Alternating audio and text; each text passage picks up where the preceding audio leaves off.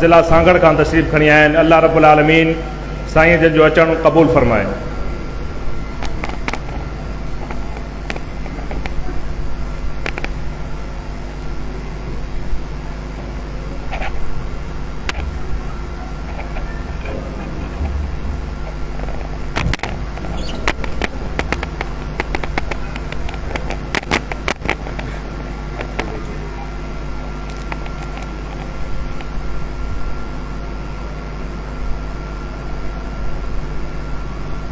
السلام علیکم ورحمۃ اللہ وبرکاتہ۔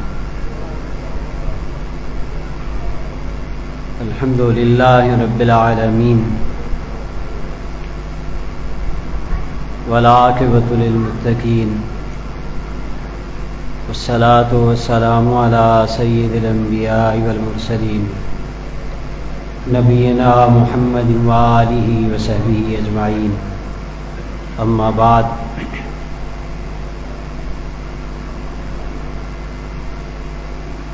تمام تعریفات و تسبیحات و توصیفات رب ذوالجلال کے لیے جو اپنی ذات و صفات میں بے مثل و بے مثال ہے۔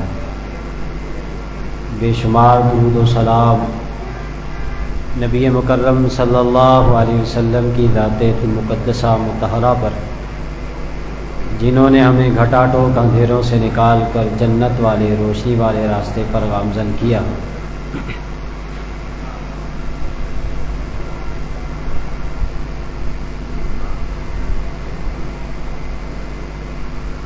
معزز علماء کرام،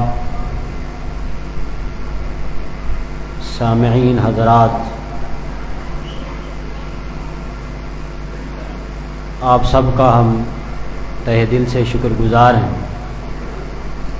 آپ لوگوں نے ہمیں زیارت کا شرف بخشا، اس بابرکت مجلس میں تشریف آوری کا موقع دیا۔ میرے ذمے جو عنوان تھا، مختصر وقت مجھے دیا گیا ہے، میں اپنی گزارشات کو اس کے اندر سمیٹنے کی کوشش کروں گا۔ دین داری کے فوائد، دینداری کے فوائد بہت زیادہ ہیں، کئی اقساط چاہیے اس کے لیے۔ میں دو چیزوں کو ذکر کروں گا۔ دین کا فائدہ دین اپنانے والے کو، اور دین کا فائدہ اڑوس پڑوس اور اس کے ارد گرد رہنے والوں کو۔ بس یہ دو چیزوں کو مختصر ذکر کروں گا۔ دین کا فائدہ جو بندے کی اپنی ذات کو پہنچتا ہے وہ یہ ہے کہ انسان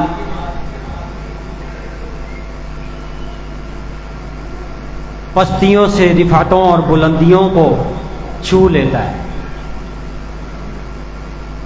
میرا مقصد عزت اور مقام پا لیتا ہے۔ دنیا میں ہم دیکھتے ہیں کہ عزت پانے کے لیے، عزت بنانے کے لیے نسلیں کھپ جاتی ہیں، مال دولت پیسہ کاروبار ڈگریاں۔ جو لوگ اس کو عزت سمجھتے ہیں، تکریم سمجھتے ہیں، اپنی نسلیں اس میں کھپا دیتے ہیں، لیکن چند لمحوں میں دنیا ہمیں اس کا مشاہدہ کرا دیتی ہے۔ وہ عزتیں دائمی نہیں ہوتی ہیں، وہ مقام اور مرتبے رتبے وہ دائمی نہیں ہوتے ہیں۔ انسان کا یہ 5 فٹ کا جسم، گوشت پوش کا لوتھڑا، یہ حقیقت میں کچھ بھی نہیں ہے جب اس کے اندر سے عقیدہ توحید، یہ توحید کو نکال دیں۔ ایمان اور اسلام، وہ جو شمع روشن کی ہے امام الانبیاء سرتاج رسول محمد رسول اللہ نے ہمارے سینوں میں، اگر اس کو ان دلوں سے نکال کے باہر رکھ دیں اس جسم کی کوئی حیثیت نہیں ہے، بیکار ہے، یہ جثہ ہے۔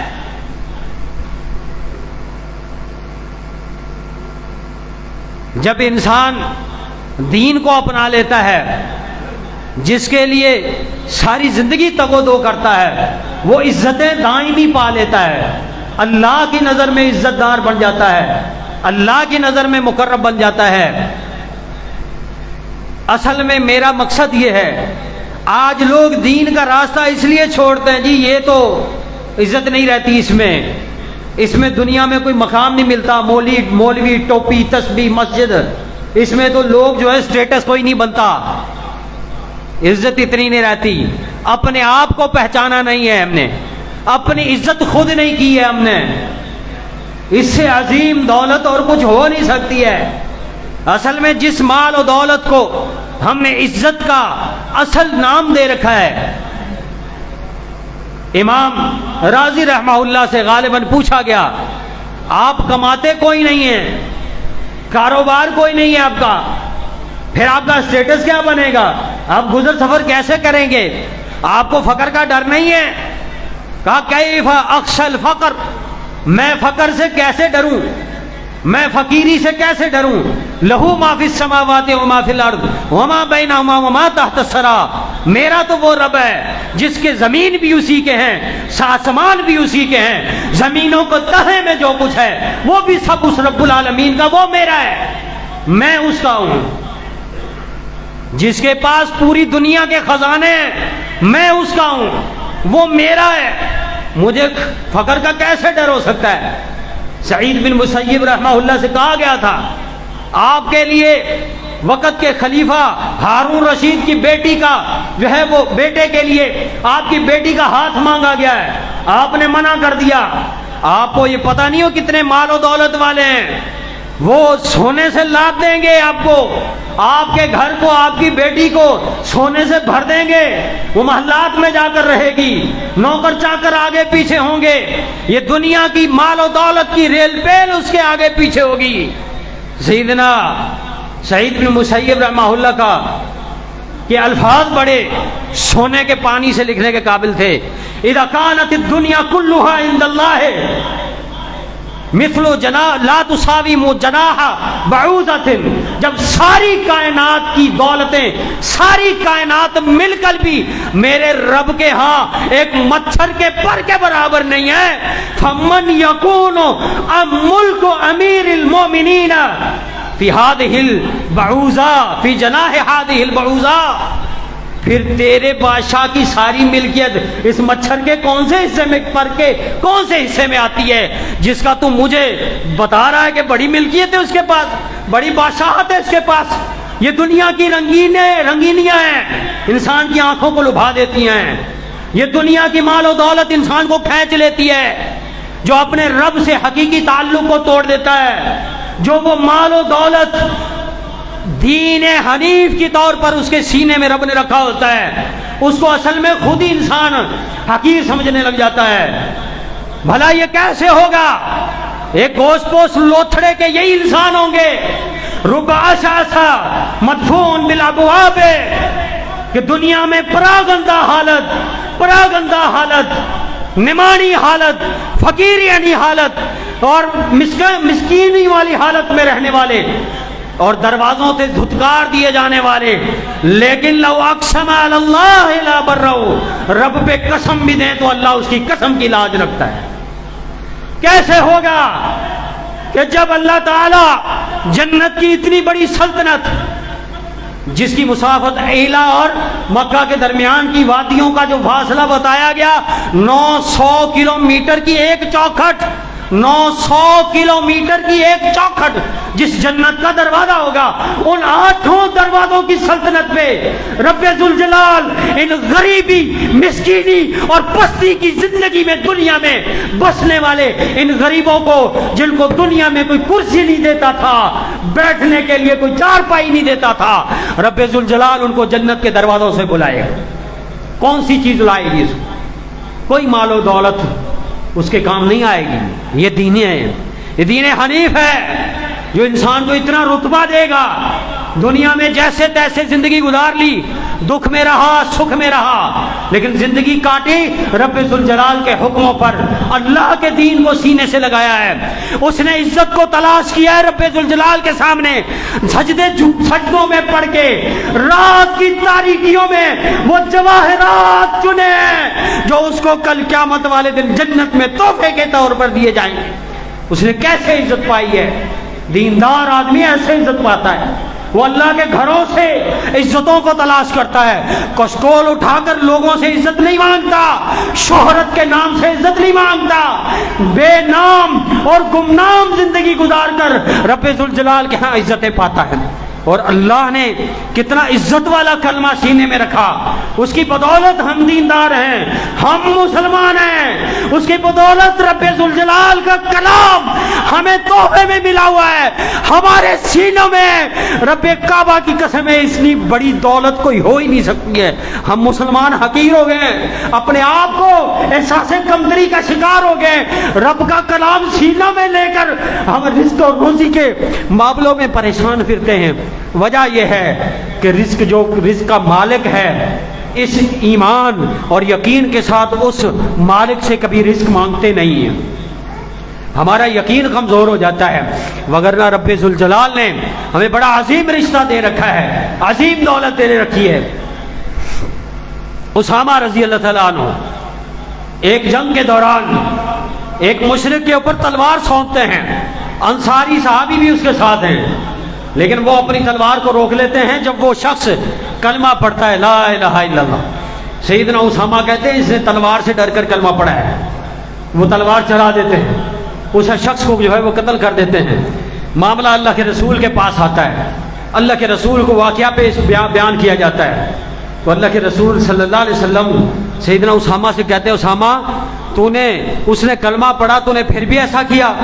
उसने कहा अल्लाह के रसूल कालहा में खौफम मिन अस्सलाह, उसने असले के डर से पढ़ा है। अल्लाह के रसूल ने फरमाया अफला शककत कल्बहु, उसका दिल फाड़ कर तूने क्यों नहीं देख लिया, उसका सीना चीर कर तूने क्यों नहीं देख लिया कि इसने कलमा पढ़ा है असले के जो खौफ से या रब के खौफ से पढ़ा है। सैयदना उसामा कहते हैं फतह हत्ता तमन्ना, तो अल्लाह के रसूल बार बार ये कहते रहे और ये भी कहा ऐ उसामा कैफा तसनाओ इज़ा बिला इलाहा इल्लल्लाह इज़ा जात बि यौमल क़ियामा, ऐ उसामा तू क्या करेगा जब कल क़यामत वाले दिन ये कलमा ला इलाहा इल्लल्लाह ले आया। उसामा कहते हैं मुझे इतना अफसोस हुआ, मैंने तमन्ना की काश मैं इससे पहले इस्लाम में दाखिल हुआ ही नहीं होता।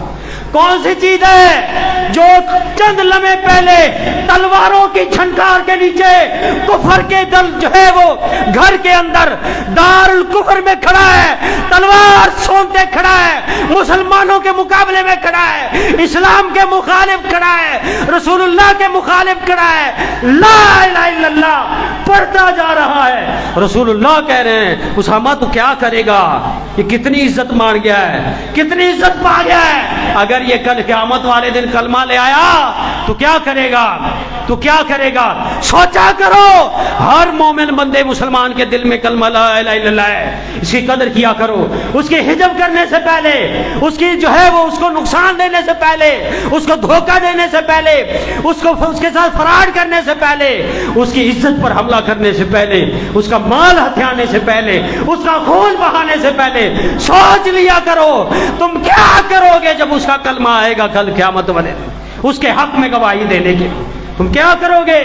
ये चंद लम्हों में कितना इज्जत और मकाम इंसान पा लेता है।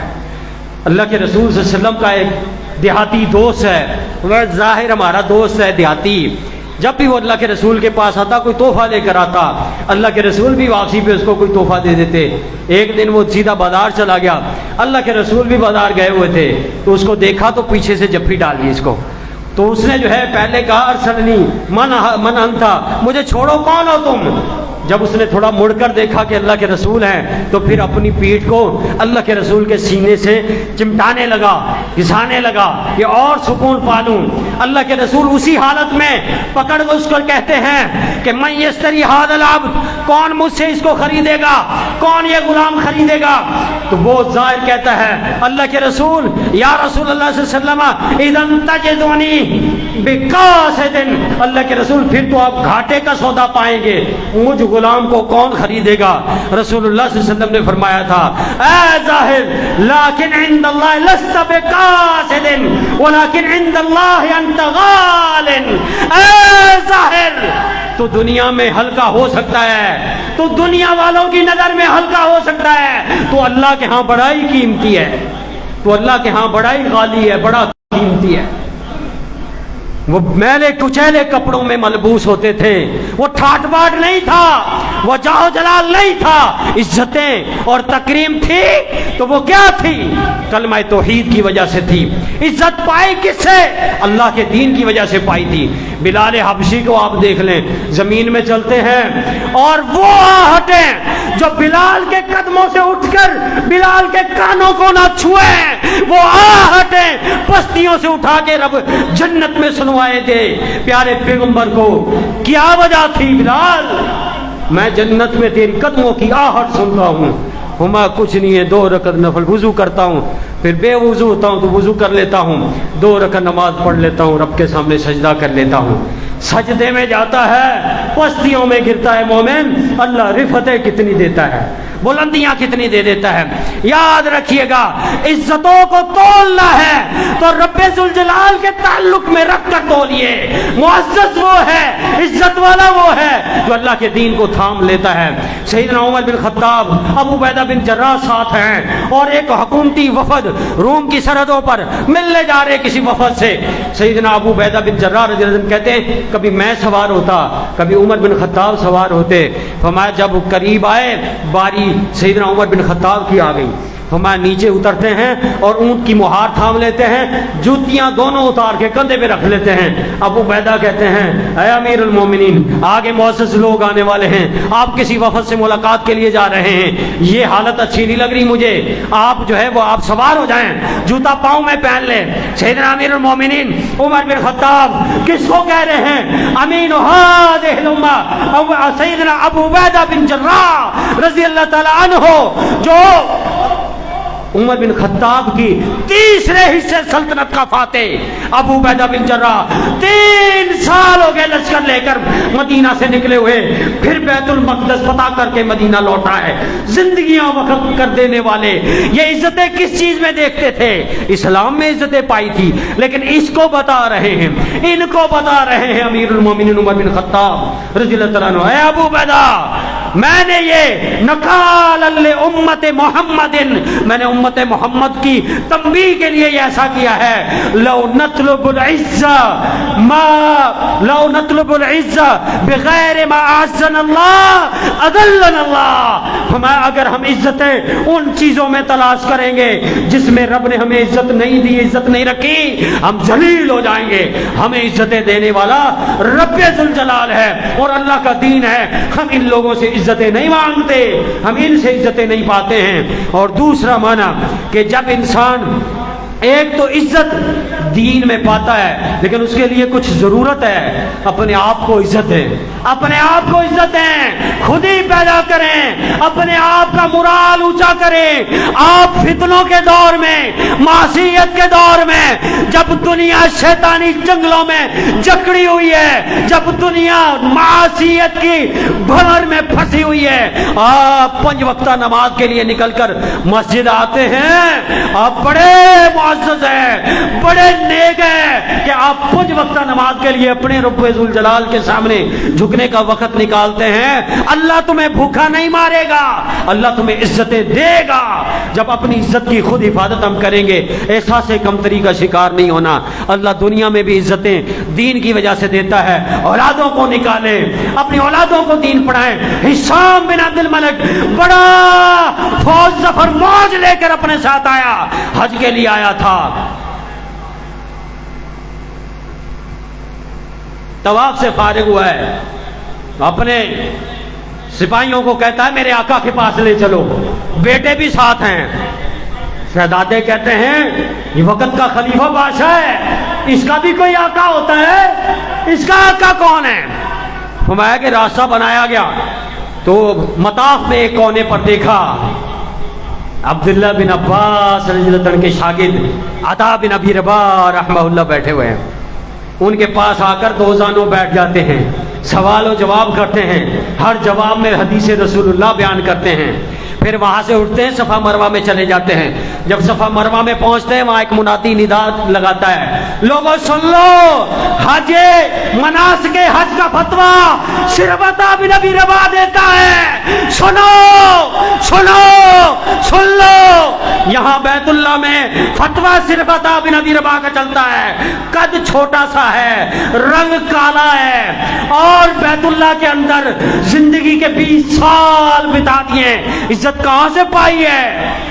सफा मरवा में बेटे कहते अब्बा जान आपसे भी बड़ा है वो, आपकी भी नहीं चलेगी, आपके भी नहीं चलेगी, अता बिन अबी रबाह की चलेगी। तो बाप हिशाम बिन अब्दुल मलिक खलीफा क्या कहता है, बेटा बंदा ये सही कह रहा है, ये आदमी सही कह रहा है, इस अता बिन अबी रबाह के सीने में जो इल्म है ना, ये गुलामों को मिल जाए तो वो आका बना देता है गुलामों को। ये इल्म अगर गुलामों के सीनों में दाखिल हो जाए तो वो वक्त का सरदार बना देता है। बिलाल जब भी आया करते तो सैयदना अमीरुल मोमिनीन उमर बिन खत्ताब कहा करते थे, अताना सैयदुना, अताना सैयदुना, हमारे सरदार आ गए, हमारे सरदार आ गए। बिलाल आए, हमारे सरदार आ गए हैं। ये अमीरुल मोमिनीन उमर बिन खत्ताब भी बिलाल को अपना सरदार कह रहे हैं। तो इस इल्म में अल्लाह ने बड़ी इज्जत रखी है। औलादों को निकालें, कुरान सिखाएं, कुरान पढ़ाएं, कुरान से लौ लगाएं, रातों को उठकर पढ़ें, रब्बे जुल जलाल से हम कलाम हो। ये कुरान इन्नल्लाह यरफ़उ अक़वामन व यज़उ बिही आख़रीन, इसी कुरान से इज्जतें मिलती हैं, इसी से रूगर्दानी करने से पस्तियां और जिल्लतें नसीब होती हैं। अगर दीनदार देखना है ना, दूसरा फायदा मुआशरे को क्या मिलेगा, अफराद को क्या मिलेगा, तुम्हारे मुआशरे में उसका क्या फायदा मुरत्तब होगा। अमीरुल मोमिनीन उमर बिन खत्ताब को देख लीजिए, 24 लाख मुरब्बा मील सल्तनत फैल चुकी है, सरकारी चरागाहें मुकर्रर हैं, जानवर बैतुल माल के कसीर तादाद में जो जंगों में लड़े जाते भेजे जाते, ऊंट और जो है घोड़े वगैरह, चरागाहें मुकर्रर की हुई हैं। हुनई गुलाम है, गुलाम है, गुलाम है, गुलाम है उमर बिन खत्ताब का, सरकारी चरागाहों का वो मालिक है, सरकारी चरागाहों का वो सरदार है। हुनई को कहा, हुनई मैंने तुझे सरकारी चरागाहों का मालिक बनाया है, लेकिन याद रखना या हुनई, उज़्मुम जनाहका लिल मोमिनीन, मोमिनों से कंधे झुका कर रखना, कंधे झुका कर रखना।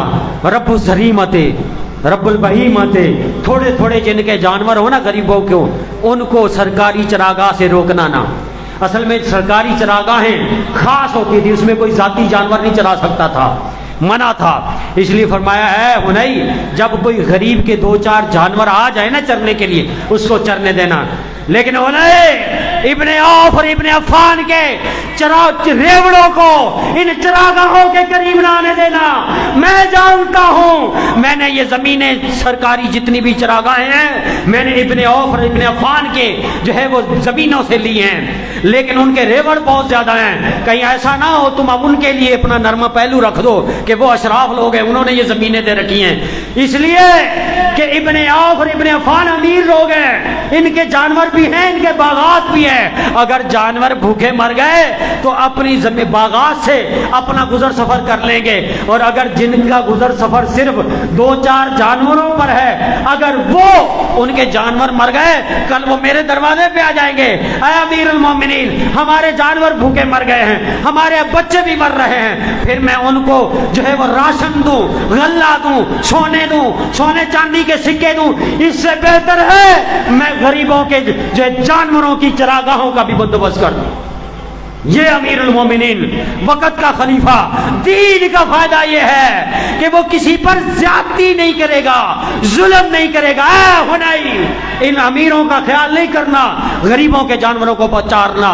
ये कहेंगे یہ کہیں گے ہم نے اپنی زمینوں کے لیے آبا و اجداد کا خون بہایا ہے، ہمیں ان زمینوں کو حاصل کرنے کے لیے بڑی محنتیں کی ہیں، عمر ہمارے ساتھ ناانصافی کر رہا ہے، وہ لوگ مجھے ظالم کہیں گے، عادل نہیں کہیں گے، وہ نہیں، لوگوں تک خبر پہنچ دے، والذی نفسی بیدہ لولا المال الذی احمل علیہ فی سبیل اللہ ما حملت علیہم من بلادہم شبرا، اگر سرکاری جانور نہ ہوتے، بیت المال کے جانور نہ ہوتے، میں عمر ان کی زمینوں سے ایک بالش زمین بھی نہ لیتا، ایک بالش زمین بھی سرکاری چراگاہ نہ بناتا، لیکن وہ جانور آخر تو بیت المال کے ہیں، انہوں نے یہیں سے چرنا ہے، اس لیے لوگ بھلے کہتے رہے، لیکن میں اپنے طور پر انصاف کرتا ہوں۔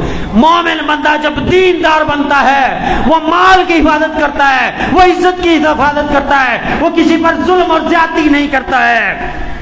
وائل کندی کہتے ہیں کہ عورت نماز کے لیے نکلی تھی، رستے میں کوئی شخص اس سے زیادتی کر لیتا ہے، وہ عورت شور مچاتی ہے، کوئی صحابہ اس کے کہنے پر اس کا جو اس نے بتایا کہ اس طرح کا آدمی تھا، صحابہ اس کو پکڑ کر لے آتے ہیں، حقیقت میں شخص کوئی اور تھا، جس نے زیادتی کی تھی وہ نکل گیا تھا، یہ کوئی اور پکڑ کر لے آئے، عورت نے کہا یہی ہے، اس کو اللہ کے رسول کی عدالت میں لایا گیا، سنن نبی داؤد میں صحیح سند کے ساتھ حدیث موجود ہے، اللہ کے رسول کے پاس لایا گیا، آپ علیہ الصلوۃ والسلام نے اس پر جو رجم کا حکم جاری کر دیا اور وہ خاموش رہا۔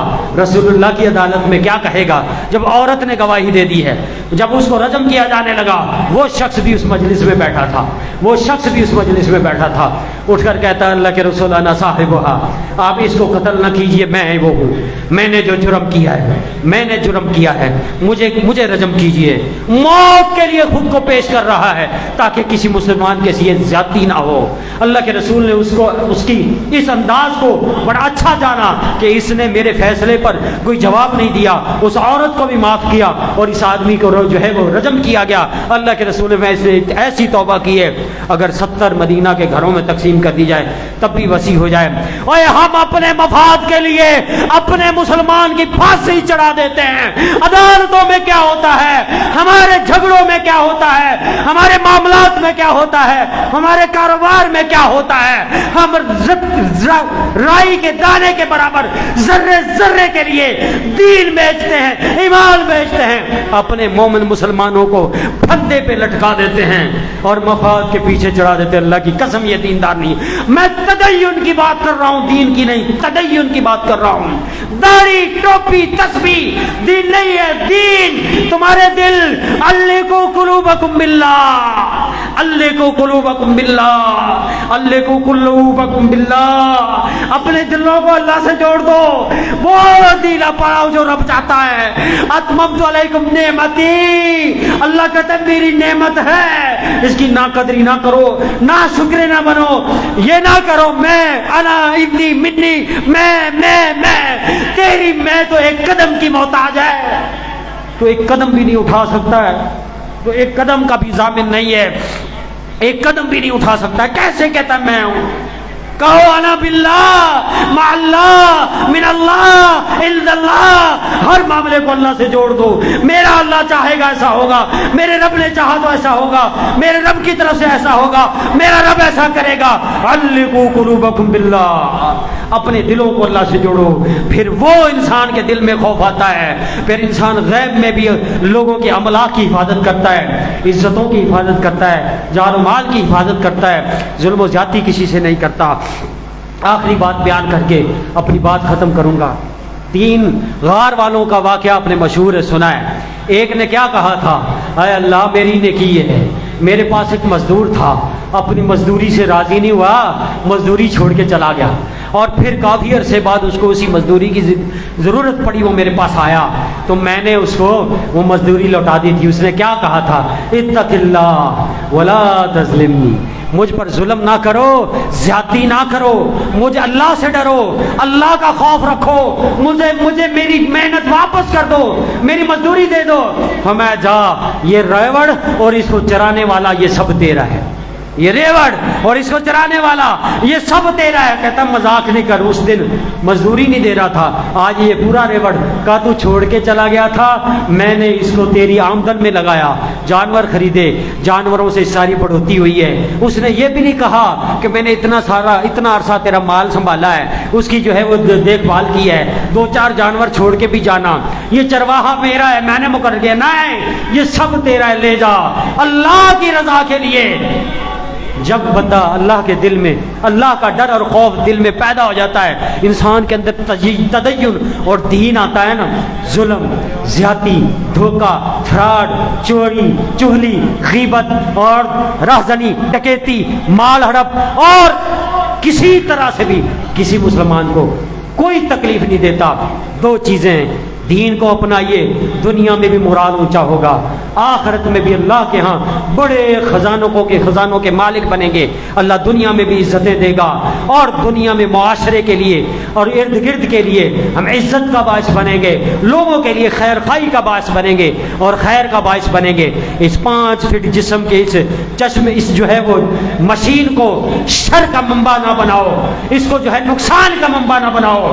اس کو اللہ نے نقصان والا نہیں بنایا, فطرت اسلام پہ بنایا ہے, فطرت اسلام پہ رکھا ہے. اس کو مت جہنم کا راہی بنا, اس کے اندر عقیدہ توحید لا کر رب ذوالجلال سے تعلق قائم کر کے ان جھکتے ہوئے ہر عضو کو جھکا, رب ذوالجلال کے سامنے جھکا.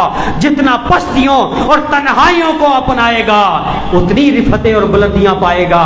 اللہ تعالیٰ سے دعا ہے اللہ کریم ہمیں وہ جو دین کی مشعلیں رب ذوالجلال نے ہمیں تحفے کے طور ہمارے دلوں میں روشن کی ہیں, اللہ تعالیٰ ان کو ہمیں ہمیشہ روشن کیے رکھنے کی توفیق عطا فرمائے.